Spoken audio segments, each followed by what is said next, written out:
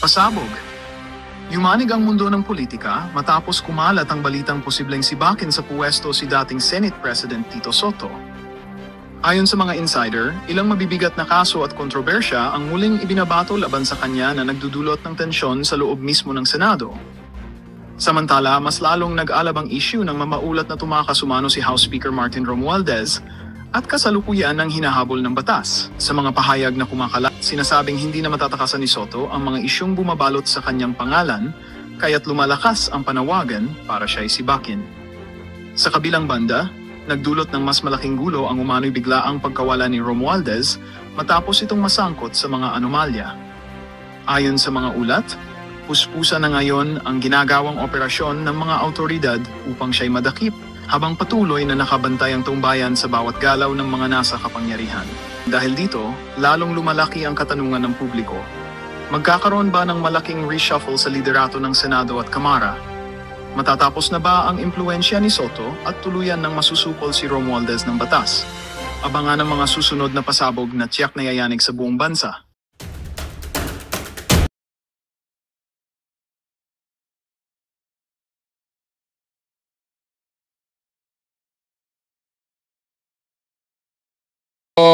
One ball university scholar Tito Soto.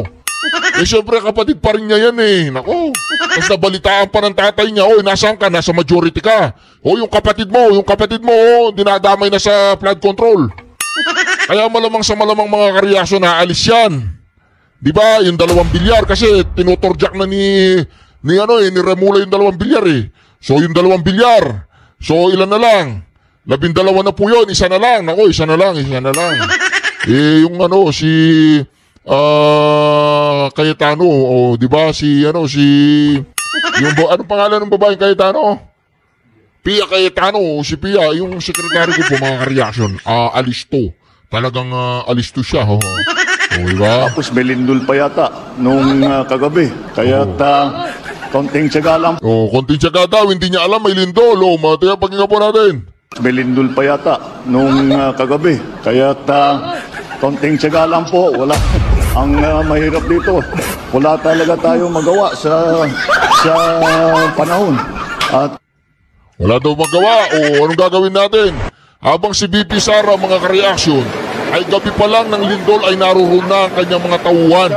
Automatika, pati po yung Davao City local government nandun na. Nag-donate na po ng 1 million kaagad ang Davao. At itong si Bongbong Marcos, wala yata siyang ganang pumunta ng Cebu. Kasi nga, si Pam, Babir 4 ba yun, yung nanalong gobernador, hindi niya kaalyado. Diba? Nagpapahalata itong si Bongbong Marcos dahil natalo yung kanyang manok dyan sa Cebu ngayon, si BP Sara, bang si Bongbong Marcos, iniisip niya may lindol ba? Walang lindol, may lindol, walang lindol. Si BP Sara po mga ka-reaksyon, nandiyan na siya sa Cebu. Ayan, kinakalma na po, kinakalamay na po niya yung kalooban ng mga naapektuhan o namatay. Diba? Bongbong Marcos, nasan ka? Si BP Sara, pamagpahingayin mo naman, napapagod ka yan. Ginagawa mo, tama na muna yung pagbatak mo. Yung babatak ko saan siya bumabatak pumupunta. Kung saan siya pumupunta. Diba? Huwag ka muna magpagod. Diba? Babatak ko na, pupunta akong Davao. Para naman mamit ko yung mga Davawin mo. Si Bongbong Marcos, saan ka nagpupunta? Marami naman sa Cebu, hindi mo po rin alam na may lindol. Maayos ka. Diba? Baong ka na lang ng Coca-Cola. Ayun ang mga kareaksyon, si BP Sara, pinagdadala naman niya ng Coca-Cola si Pangulong Duterte dun sa dahig. Diba? Ikaw po Marcos, huwag mong kalimutan ng Coca-Cola mo. Diba mga kareaksyon? Ganyan. Diba, habang ang mga tao dyan sa Cebu ay naihinagpis ang mga tauhan ni BP Sara, yung Office of the Vice President, gumagalaw na, nagpapakain,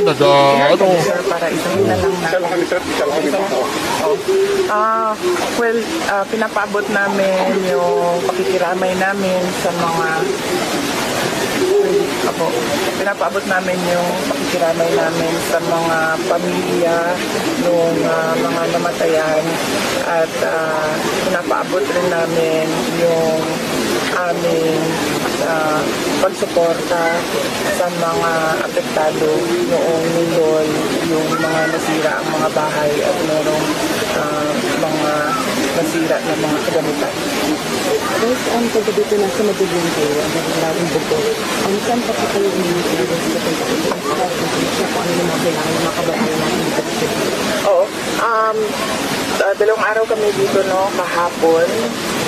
Nasa Medellin kami, bumisita kami sa disaster center nila at kinausap namin si Mayor at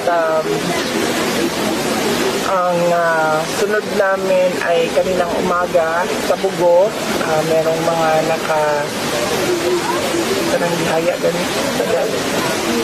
nakaburol. Merong nakaburol na mga patay doon sa Bugo. Binisita din namin yon at binisita din namin yung mga ibang mga kabahayan na yung mga tao ay natutulog sa labas ng kanilang mga bahay at nasa daan sila at sa mga highway natutulog dahil sa takot. At binisita namin yung dalawang patay sa San Benito. Merong dalawang nakaburol doon. At ngayon nandito kami sa isang barangay din sa Bugo para bisitahin yung mga biktima ng landslide. Dito mga namatay din at ang kanilang pamilya. Assessment ni guys, ano yung mga pinakakailangan din yung mga apektado na din? I think kailangan niya ata ilapit din kasi yung sound.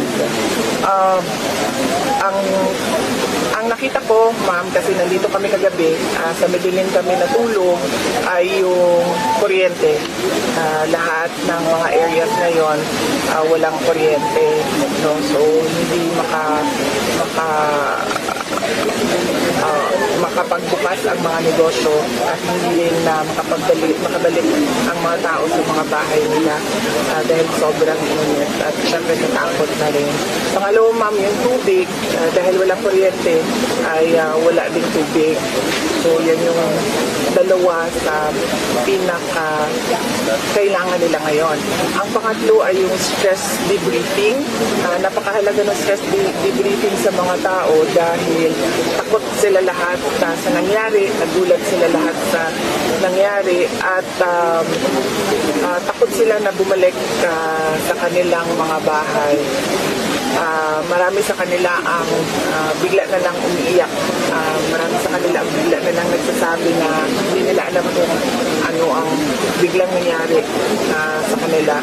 So dapat meron stress debriefing yung mga tao para mailabas nila yung mga nararamdaman nila at takot nila. So yun. At ang sunod na nakita ko na pangangailangan ay yung assessment, yung turuan yung mga tao paano mag-assess sa mga bahay nila, kung structurally sound pa ba yung bahay o kailangan ayusin para hindi siya maapektuhan sa mga aftershocks dahil napakalakas din noong mga aftershocks.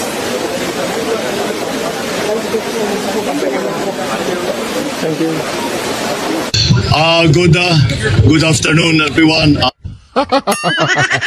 Nandito pala si Bongbong Marcos, hindi ko alam. Akala ko, si Pambarik 4 po, yung nasa likod doon ako. Alatadong wala sa sarili yung nasa harapan niya. Andito ngayon tayo sa lungsod ng Bugo para tignan. Sir, lasing ka ba? Magpahinga ka muna, umidlip ka muna ba? Meron dalawa yata yung gobernador mo sa likod Yung isa, aso mo. Ang mga naging problema na dinala ng lindol ka nung isang araw. At ang pinakamalaking damage na dinala Meron siyang isang gobernador doon sa likod, yung naggobernadoran. Ng lindol ay infrastructure damage, mga building. Hindi, walang building na nawasak, wala, umuwi ka na. Walang building na nawasak dyan. Siyempre, lumindol, 7.0, 6.5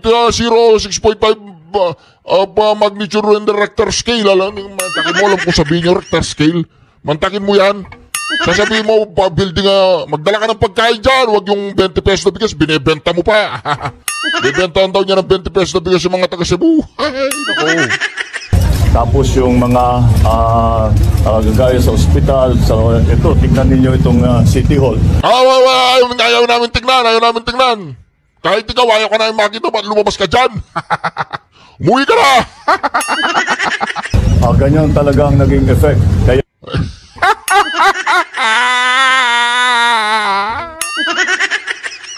nahirapan kami ng kaunti. Puro na lang reklamo, nahirapan kami, mahirap, wala tayong magagawa, konting tiis na lang, talagang ganyan. Walang yung presidente ito, gusto niya magsakripisyo yung taong bayan. Dahil wala kaming pagpupuntahan, wala kaming paglalagyan rather. Puro na lang reklamo, Bongbong Marcos. Ng mga na-displace na pamilya dahil hindi tayo nakakasiguro sa mga evacuation center.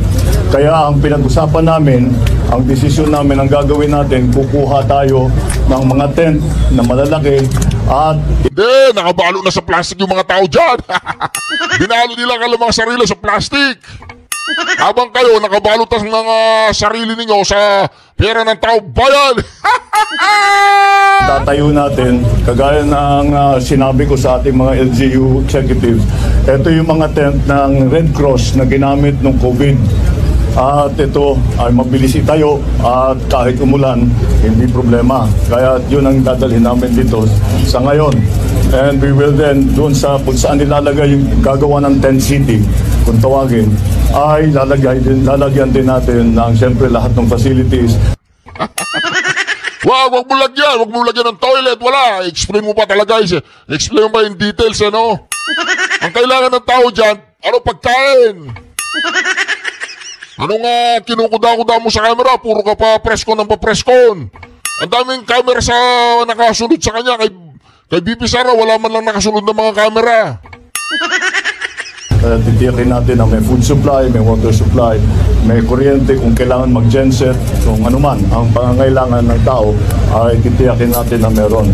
But yung we can announce, yung number one, yung kuryente, I am assured by the Department of Energy Secretary Sharon Garin that we are will have Naawa ako sa presidenteng ito, Hindi niya talaga kaya maging presidente, mga kareaksyon.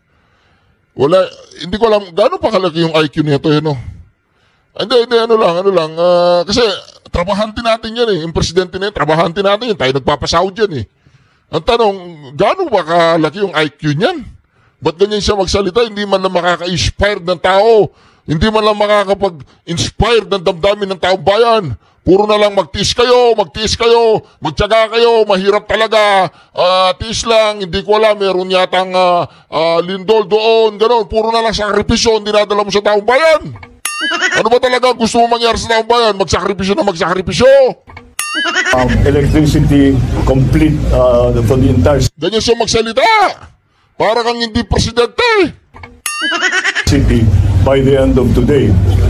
Bukod pa doon, yung dinaanan naming ospital na nasa labas pa lahat ng pasyente, ang DPWH Nagkukwento ka Kinukwento mo lang yung nakita mo para turista dyan Alam na namin lahat yan. May mga dyan, may mga reporter na nagre-report sa taong bayan. Ang kailangan ng taong bayan, ano ang gagawin mo? Magtiis yung tao, gano'n. Magtiis kami. Magtiis yung taong bayan. Anong gagawin mo? Bebentahan mo ng 20 pesos na bigas yung mga tao dyan. Tatawagan mo nga si Pambar 4. Hello, Gobernador, Pambar 4. Si Reaction TV PSO, nakita kita. Oo, nakita kita sa likod ni Bongbong Marcos. Oo, anong pakiramdam mo? Katabi mo yung kalaban mo. Hindi nga, nakita kita sa likod ni Bongbong Marcos. Wala ka naintindihan sa sinabi niya. Ayaw mong tumabi. Anong amoy? Ayaw mo yung amoy niya? Kaya balita ko kasi mga ka-reaction, mga ganyan, mga ganyang klase tao may amoy. Hindi, totoo. May nagsabi, naku. Sa itsura pa lang niya, tingnan niyo po yung itsura niya. Pagpadala na ng mga Parang nanggigitatang, hindi mo alam naliligo ka ba, Bongbong Marcos? Hindi ka naliligo ka. engineer, tinignan yung ospital at ngayon Tawagan ko si Kiko Barsaga. Hello, Congressman Kiko Barsaga. Walang yan naman ang tagal mo namang sumagot. Kailan tayo mag-uusap? Interviewin kita. Set up natin. Saan mo gusto? Sa Malacanang o sa Kongreso? Sa Malacanang, pag si Bibi Sara na yung presidente, sige, ganito na lang gawin natin. Ayusin mo yung mga ebidensya at saka yung mga pasabog mo patungkol kay Pampilo Lacson at saka kay Tito Soto. Wala ka ng pasabog dito kay Bongbong Marcos, wala na. Sabog na. Hindi mo na kailangan ng pasabog dyan, sabog na. Oo, sabog na pala eh. Okay, tawagan kita ulit Kiko ha. Ingat. Wala, stick tong Bongbong Marcos na to. Puro na lang TS. Anong solusyon mo?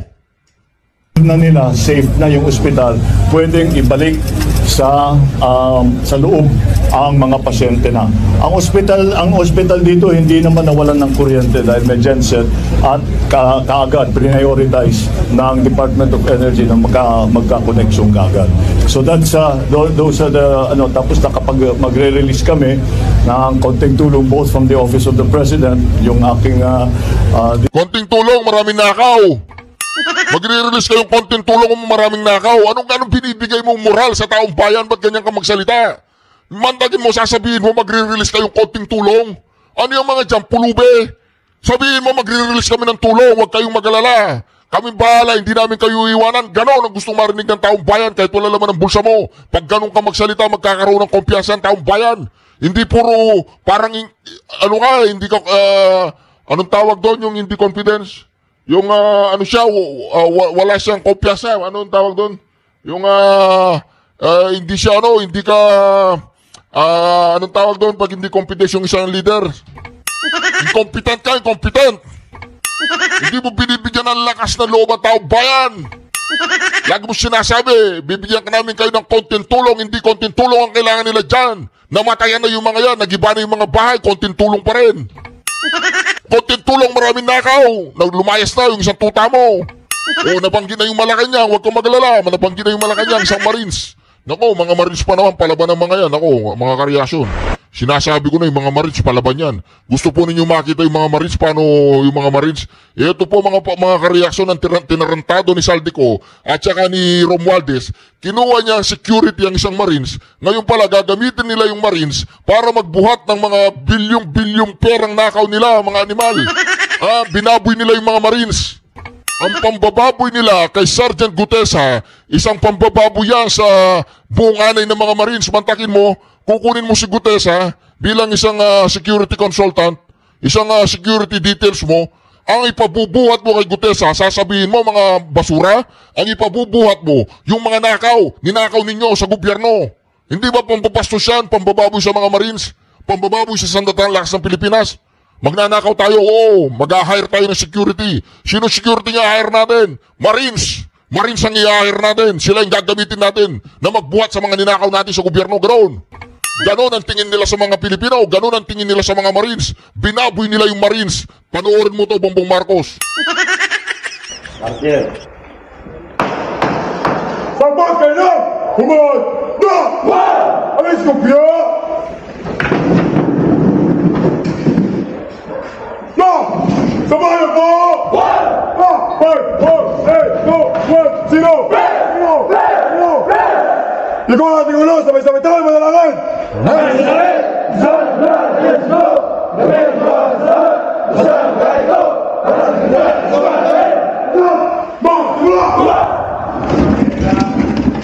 Habang kayo ay masarap nasa mga magagandang bahay kayo sa Forbes Park, sa Biali Verde, kung saan ang mga mansyon ninyo Habang ang mga sundalong Marines at mga sundalo ay nakikipaglaban para sa ating kalayaan, labanan ng mga komunistang terorista, kayo naman ay nagpapasasa sa nakaw ng kaban ng bayan habang binababoy ninyo ang mga Marines at ginawa pa ninyong tagabuhat ng mga nakaw ninyong pera.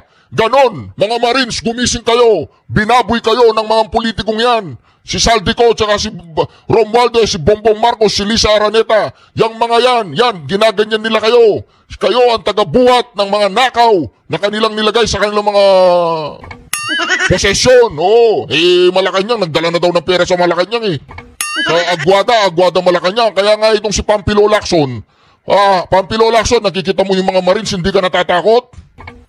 Baka kay Kiko Barsaga lang ang loko, Pampilo Lacson, kay Kiko Barsaga lang. Kaya mga kareaksyon, yung mga Marines, gumising kayo. Tignan ninyo ang ginawa nila sa inyo. Ginawa nila kayong kargador ng nakaw na pera. Ganon ang tingin nila sa mga Marines, maliit. Binaboy nila kayo. Binaboy nila si Gutesa. Binaboy nila ang mga Marines.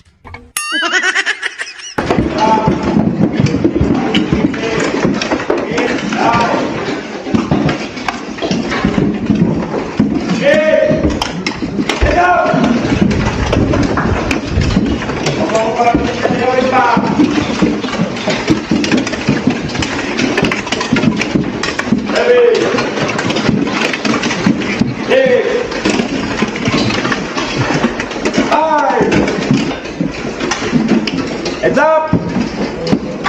Hey! Oh!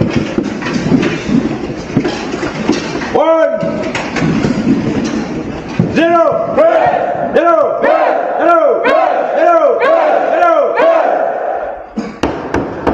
Tumigil na maguya at tulukin ang pagkain sa bunga! Iyako ang ating ulo! Sabay-sabay tayo manalagan! Haliboy ng pagkain! Sa lahat ng piyay ng pagkain! Sabay ng buhay! Sa lahat ng buhay! Stop! Sabay tayo! 1! 5, 4, 3, 2, 1, 0! Balik po piyo!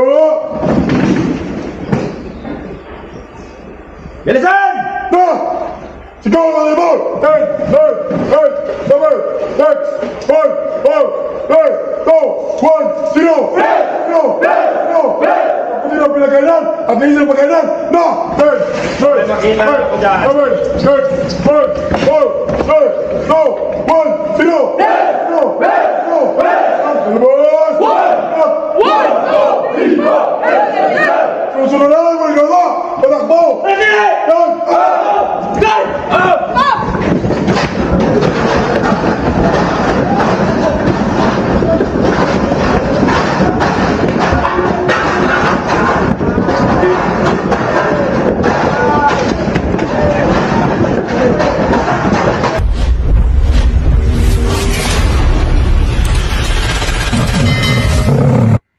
Nakita po ninyo mga kawawa nating mga Marines. Nakita ninyo kung paano sila mag-training, makipaglaban, habang ang mga kawatan ay ginawa nilang kargador ang mga Marines. Ginawa nilang kargador sa mga nakaw nila sa gobyerno. Kaya itong si Sergeant Gutesa, isang bayani, hindi siya natakot. Hindi siya natakot kahit isang maralita lang siyang sundalo. Hindi siya natakot. Nagsalita siya. Kaya ngayon, binabackground check siya, wala silang makita sa kanya. Wala silang makita. Kaya mga kareaksyon, talagang gigil na po ang taong bayan. Itong si Bongbong Marcos, nanawagan na si Governor Chavit Singson na mag-resign ka na. Ano pang hinihintay mo? Baka malala pa ang mangyari sa'yo kaysa sa nangyari sa tatay mo. Pag hindi ka nagtino, sabi ni Governor Chavit Singson. The amounts that I enumerated earlier, both from the Office of the President and in the form of LGSF or Local Government Support Fund, in the amounts of 150 million for the province, 75 million for the other towns, and maybe smaller amounts for those depending on the need. And I assured all of our local executives that this is not, hindi ito minsanan lang. baka naman isipin nila na pag-alis namin dito tapos na lahat. Hindi. We will continue to monitor, we will continue to coordinate with the leaders, the local leadership, to make sure that maganda ang takbo ng ating rehabilitation and all the support na binibigay natin. We are providing, I don't think, siguro hindi ko na kailangang ulitin. Tama na, ayoko na. Tama na, sayang lang ang oras ko dyan. Tama na, ayoko na. Dito na lang tayo kay Senator Magalong. Senator Magalong. Kay Mayor Magalong, Senator. Hindi, tatakbong Senator ba ito, iboboto. Si Mayor Magalong po, si Mayor Magalong na lang. Pagkita natin. I struck a nerve. I don't like to, expound further. Basta I believe I struck a nerve or several nerves na they panic at kaya ganun ngayon nangyari. So, I would like to end yung aking experience dyan sa ICI. But one thing that I can say is that there's no transparency. There's no transparency whatsoever. Nakita namin yan ni Secretary Vince. Tinago lahat. No? And they are just so comfortable doing it. They're not afraid. Imagine, hindi man lang nila naisip na paano ang taong bayan.